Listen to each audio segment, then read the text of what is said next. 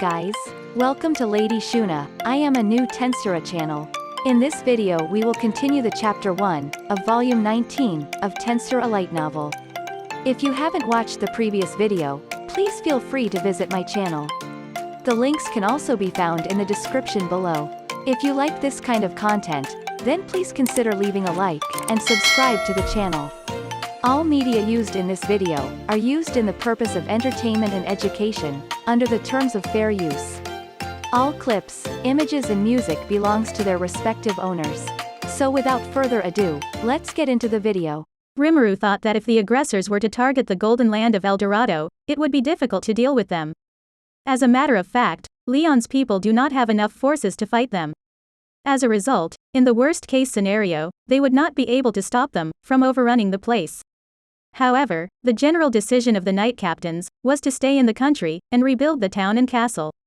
In Rimuru's opinion, even though the probability of the place being targeted, now that Leon was gone, was already low, they should still do something about it.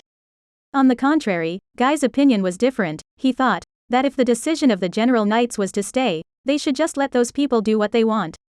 But then, Rimuru knows it was dangerous, so he was against it.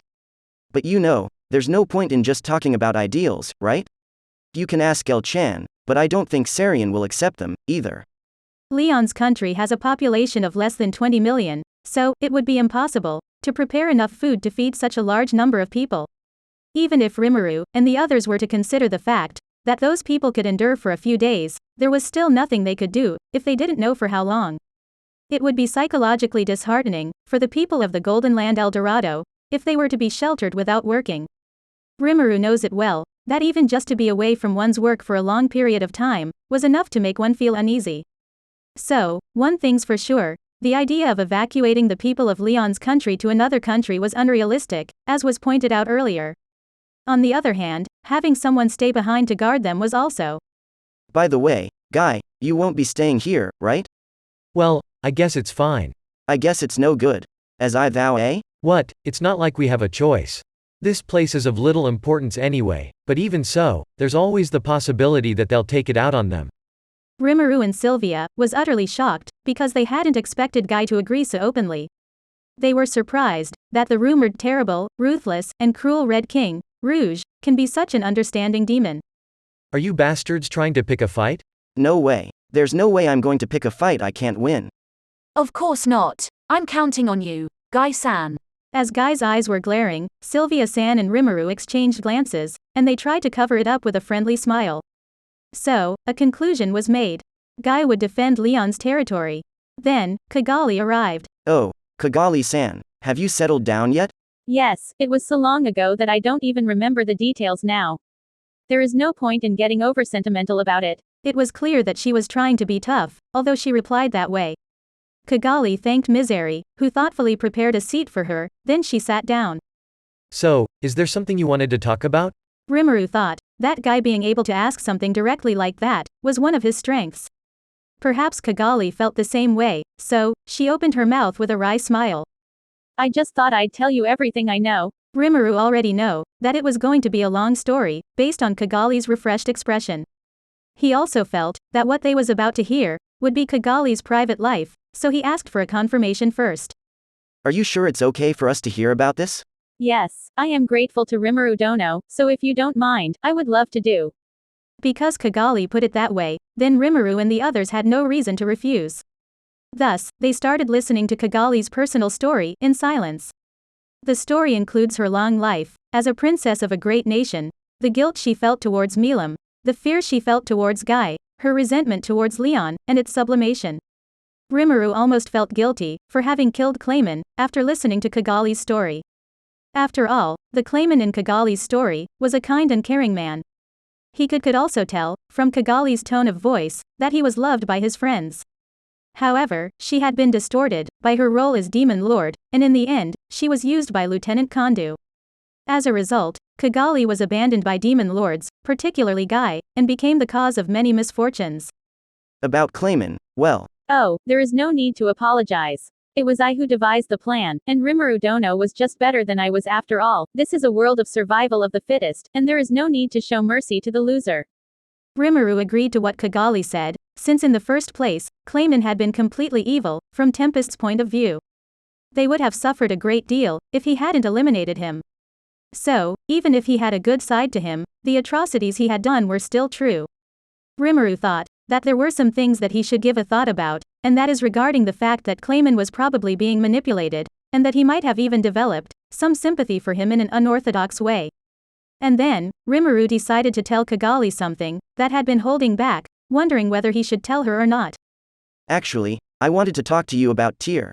As all of guys probably know, Tyr was another one of the moderate clown troupe members, who had been giving Rimuru and the others nothing but trouble. However, Tyr wasn't as bad as Clayman or Footman, but that didn't change the fact that she had been a nasty enemy. But since they finally had an agreement, they were no longer enemies.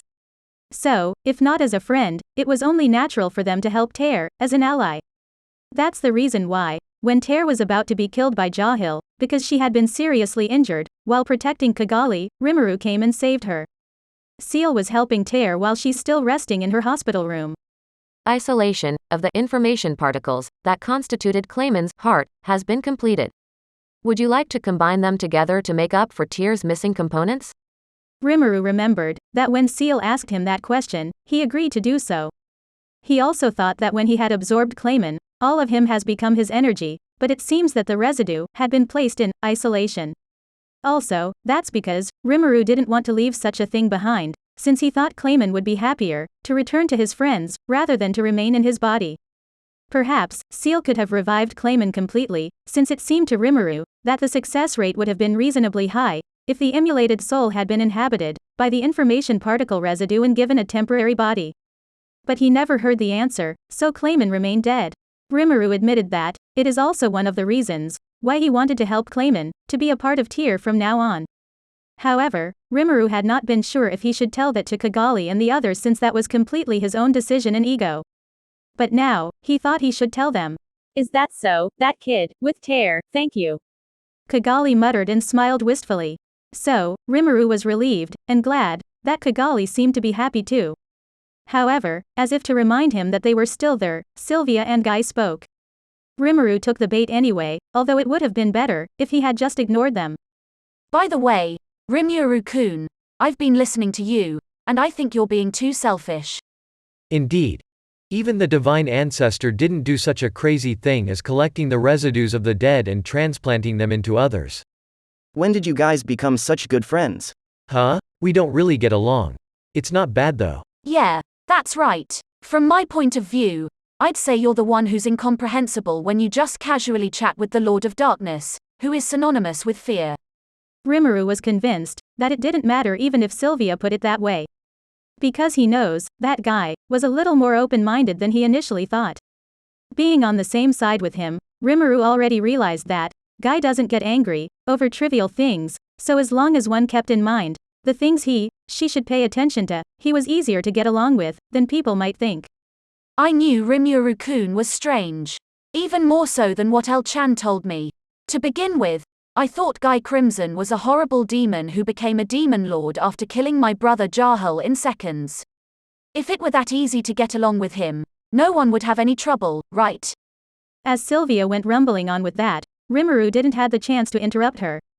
Seeing them like that, Guy, the person in question, spoke with a laugh. I think it's quite brazen of you to say that in front of me.